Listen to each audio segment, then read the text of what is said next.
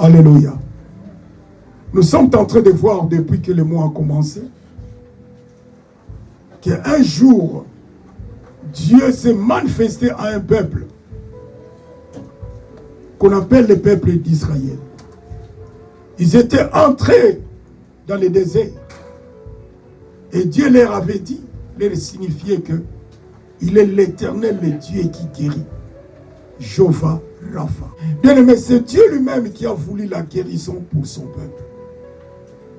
Ce n'est pas question d'un pasteur, d'un évangéliste, d'un prophète, d'un bishop, que sais-je encore. Mais c'est Dieu lui-même qui avait sorti cela en parlant à Moïse. Que je suis l'Éternel qui te guérit. Ce n'est pas un pasteur qui peut te guérir, mais c'est Dieu. Et c'est Dieu qui l'a voulu. Donc la guérison, Dieu l'a voulu à son peuple. Pourquoi je pouvais le confirmer? Parce que dans la marche dans le désert avec ce peuple, c'est là que Dieu va s'arrêter pour dire à ce peuple, dans le livre d'Exode que nous avons commencé à lire, 15 verset 26, qu'il est l'Éternel qui les guérit. Et moi, quand il y a des fois, je regarde ce texte, je dis que il est le médecin du désert. Alléluia. Il est le médecin du désert. Parce que ce qu'on appelle le médecin, il peut faire des examens. Nous avons essayé beaucoup de méthodes, des médicaments, mais nous ne voyons pas, il n'y a pas de changement. Et c'est là qu'il va te dire que tu peux vivre avec ta maladie. Mais le médecin du désert, lui, il ne dit jamais à une personne, tu peux vivre avec ta maladie. Alléluia. C'est ce que le monde peut tenter de nous dire. Ils nous ont vaccinés, je ne sais pas, 3 vaccins pour les autres qui l'ont pu l'avoir. Après nous dit, ces vaccins ne savent même pas si ça peut guérir le corona, ça peut venir le Covid-19. Ils ont essayé, ils ont tâtonné, mais notre Dieu ne tâtonne jamais. Il est précis. Alléluia. Et dans le thème d'aujourd'hui, j'ai dit Jésus. C'est le Père qui avait dit, je suis l'Éternel qui te guérit. Mais dans le ministère terrestre de Jésus-Christ sur la terre, il a démontré que ce que le Père avait dit à l'époque de Moïse, que tout ce que le Père avait dit à ce peuple-là, c'est aussi pour nous. Et c'est là qu'il a démontré la guérison. Et la Bible dit, il allait de lieu en lieu. Qu'est-ce qu'il faisait?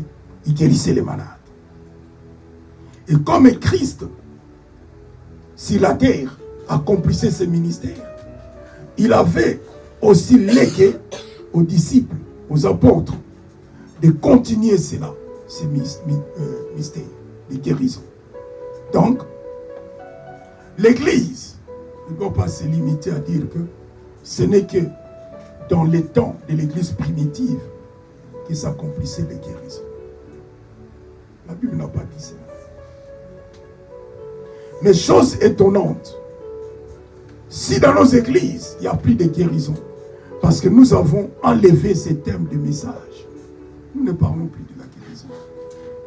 Mais alors que si tu parles de la guérison, il y aura des guérisons. Si tu prêches les miracles, il y aura des miracles. Mais si tu ne prêches pas des miracles, il n'y aura pas de miracles. Dieu n'a pas changé. Nous venons de chanter Rabbi. Ne changez pas.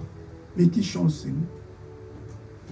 Nous avons enlevé ce que Jésus avait dit, qui avait laissé aux apôtres, et que les apôtres ne sont plus là, que nous faisons la continuité de ce que les apôtres ont fait. Et si nous croyons à cela, nous verrons qu'il y aura encore des guérisons dans nos églises. Est-ce que quelqu'un peut me dire amen? Je donne un premier texte d'étude. Jean chapitre 14, versets 12 et 13. Il dit, et tout ce que vous demanderez à mon nom, je le ferai, afin que le Père soit glorifié dans le Fils. Si vous demandez quelque chose à mon nom, je le ferai. Alléluia.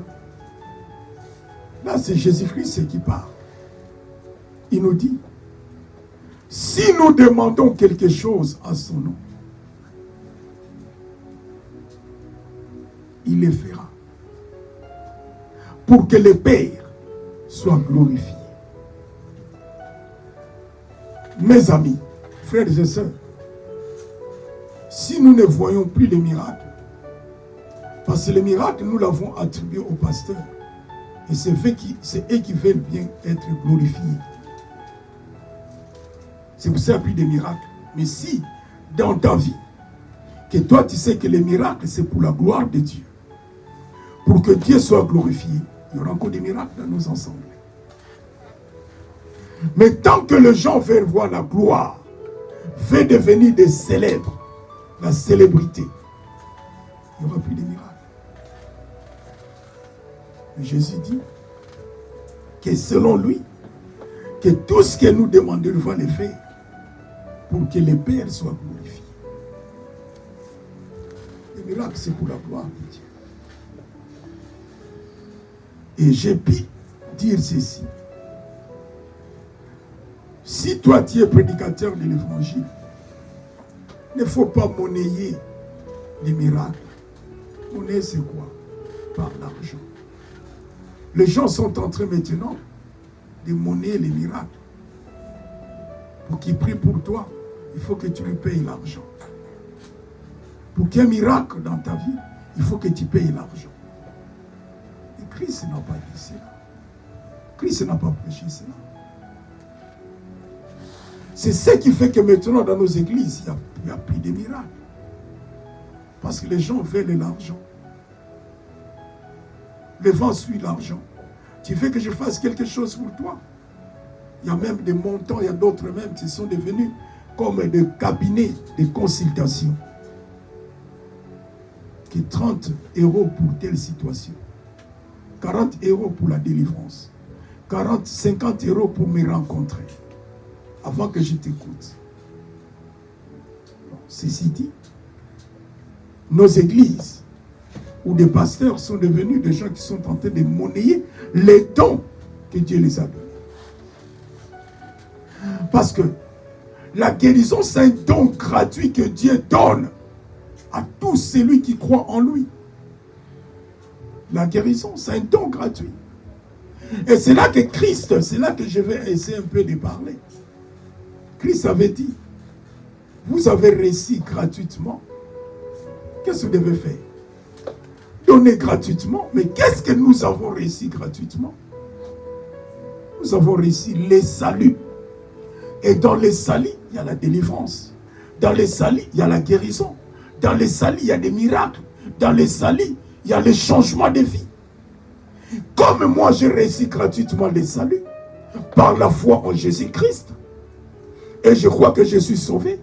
C'est la raison pour laquelle je donne gratuitement l'évangile. Je prêche l'évangile. Je ne m'attends pas qu'on me donne de l'argent. C'est ce que l'évangile de Jésus-Christ. Je ne m'attends pas de devenir millionnaire. Alléluia. Amen. Si je voulais devenir millionnaire, je ferme l'église, je ferme la Bible. Je vais à Dubaï comme tout le monde. Je vais en Chine comme tout le monde. Alléluia. Si je veux devenir millionnaire, ce n'est pas dans l'église de Jésus-Christ. Je vais commencer à demander des frères qui veulent ceci. Donne-moi ceci, donne-moi ton compte, un virement toujours dans mon compte pour que je sois riche. Non. Alléluia. C'est là que nous sommes en train d'hypothéquer les dons que Dieu nous a donnés. Tu vas voir d'autres personnes, c'était des gens quand ils prient, les miracles étaient là. Mais quand ils ont commencé à monnayer les miracles, et Dieu, qu'est-ce qu'il fait? Il va retirer. On dit qu'il ne se répand pas de ces dons, mais attention. Il y a d'autres que je connais qui étaient des gens, quand ils prient pour telle chose, les miracles, paf, pouf, automatique. Mais ça ne se fait pas. Pourquoi? Ils ont commencé à suivre de l'argent. Ne monnayez pas les dons de Dieu. Je vous en supplie. La génération remplaçante, je l'appelle, qui vont nous remplacer dans l'évangile. Moi, je le crois. Ne monnayez pas les dons qui sont en vous. Ne courez pas derrière l'argent. Si tu veux de l'argent, moi je travaille. Tu demandes seulement à Dieu, donne-moi un bon travail. Tu auras de l'argent. Alléluia. Pour la guérison, c'est une grâce. Si quelqu'un est guéri, c'est une grâce qu'il a trouvée auprès du Seigneur. Et là maintenant, quand je dis que tout ce que vous demanderez, donc si je demande la guérison, Dieu me guérit pour que le Père soit glorifié par le Fils Jésus-Christ. Cette prière-là, Jésus va l'amener au Père. Père, tu as écouté ton serviteur Alphonse, il veut du travail. Le Père va dire, oui, c'est moi qui avais dit que l'homme mangera par les sueur de son front. Lui là, c'est un homme que j'ai créé. Qu'est-ce que j'ai fait? Dieu prend le travail, il va donner à Jésus-Christ. La réponse que tu sais là, c'est le travail d'Alphonse. Et comme lui l'avait dit que nous sommes au temps de la grâce, c'est le Saint-Esprit. Il va le donner au Saint-Esprit. Saint-Esprit, qui le donne maintenant, Alphonse. Comprenons ces trois pas que je vais les faire. Ma prière, j'étais là, j'ai demandé au Père au nom de Jésus-Christ. Jésus-Christ va vers le Père. Il y a une demande qui est là. Et moi, Jésus, j'avais dit, tout ce que vous demanderez à mon nom, qu'est-ce qu'il fait? Il va au Père pour que le Père soit glorifié. Papa, glorifie-toi dans la situation d'Alphonse. Alléluia. Et quand le miracle vient du travail, Jésus dit Saint-Esprit, amène-le. Parce qu'ils sont un, chacun doit travailler. Et ça t'arrive, tu reçois la réponse à ta prière. Alléluia. Et quand ces choses-là arrivent maintenant, qu'est-ce que toi tu dois faire? C'est ce que nous ne comprenons pas. La Bible nous demande seulement d'aller rendre grâce à Dieu. C'est là maintenant intervient les actions de grâce. Je n'ai pas dit parce que l'action de grâce est biblique. Alléluia. Je répète que l'action de grâce est biblique. Nous allons lire la Bible. Ce n'est pas moi qui ai écrit la Bible. Moi, je lis seulement. C'est écrit. Allons dans Marc chapitre 1er, versets 40 à 45. Est-ce que je parle à une personne seulement? La Bible nous dit ceci. Un lépreux vient à lui. Lui là, c'est Jésus. Et se jetant à genoux, il lui dit d'un ton suppliant, si tu le veux, tu peux me rendre pur. Jésus, émis de compassion, étendit la main, le toucha et dit, je le veux, sois pur. Aussitôt, la lèpre le quitta et il fut purifié. 43.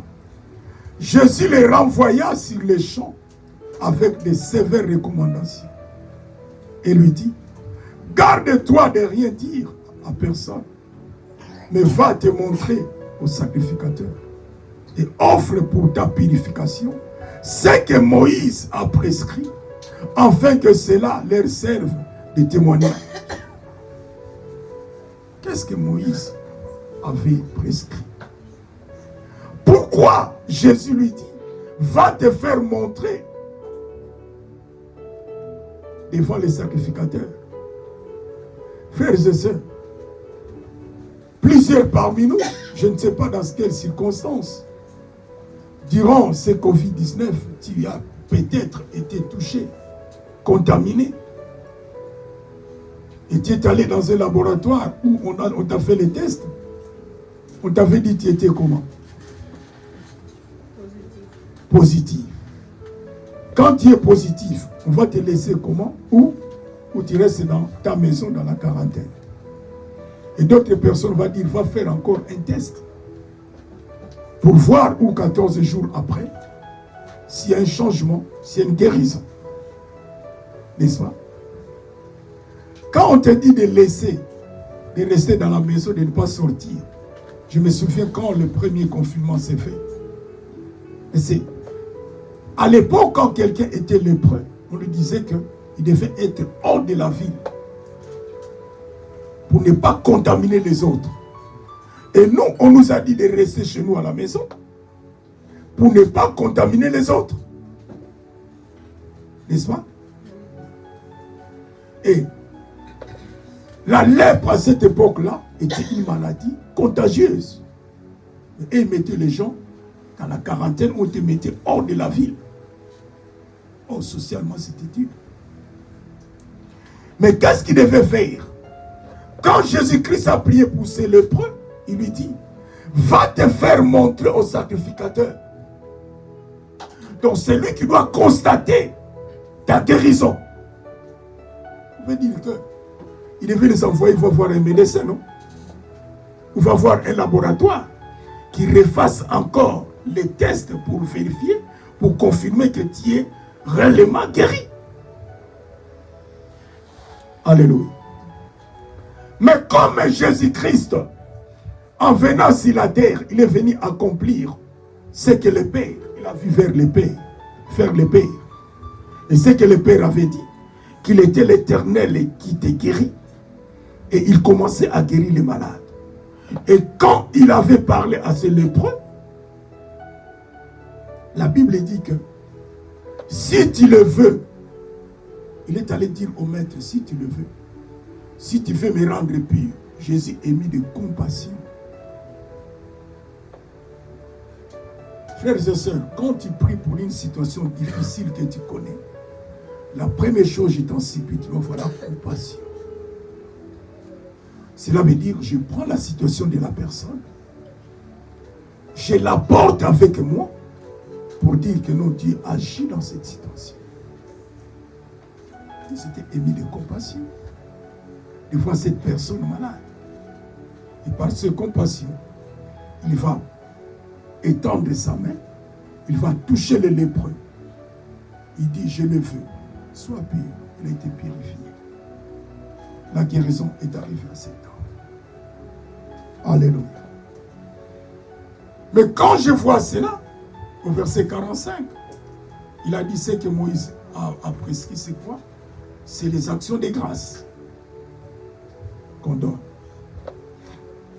45, il dit, mais cet homme s'étant allé, s'est mis à publier. Jésus lui a dit, ne dites à personne, garde-toi de rien dire à personne, mais va te montrer. Bien-aimé, si Jésus a fait quelque chose dans ta vie de bon, en toi c'est difficile que tu le gardes pour toi. Moi je dis c'est difficile. C'est difficile pour que tu gardes ça pour toi. Le maître lui dit, mais tellement cet homme s'étant allé, s'est mis à publier hautement la chose et à la divulguer, de sorte que Jésus ne pouvait plus entrer publiquement dans une ville. Il s'est tenu dehors, dans le lieu désert, et l'on venait à lui de tous les parts. Tellement qu'il a vu la gloire de Dieu, le miracle, la guérison. Cet homme s'est dit, non, je ne peux pas me taire. Je dois aller témoigner. Il a commencé à témoigner de ce que Jésus a fait, sa guérison. La Bible dit, Jésus ne pouvait plus rester dans un endroit tellement la foule suivait Jésus à cause du miracle. Mais ces miracles étaient pour juste glorifier Dieu le Père. Amen. Et je tiens à te dire une chose, que Jésus-Christ se guérissait parce qu'il est bon pour sa bonté et pour son amour. Quand tu pries pour une personne, tu dois dire seulement que c'est pour la bonté de Dieu et pour l'amour de Dieu. C'est pour cela, en tout cas, moi, ces deux cantiques-là, les bontés et l'amour de Dieu, j'aime ça beaucoup. Car ta bonté vaut mieux que la vie. Et l'amour de Dieu est si merveilleux. J'aime ça tellement. En tout cas, si j'ai fait au moins 2 mois, je n'ai pas chanté ces cantiques, je ne me sens pas bien. Parce que je vois que Jésus-Christ, il guérissait les malades parce que pour sa bonté et pour l'amour de Dieu. Alléluia. Et quelqu'un qui a expérimenté un miracle, cette personne doit revenir auprès du Seigneur pour lui rendre gloire.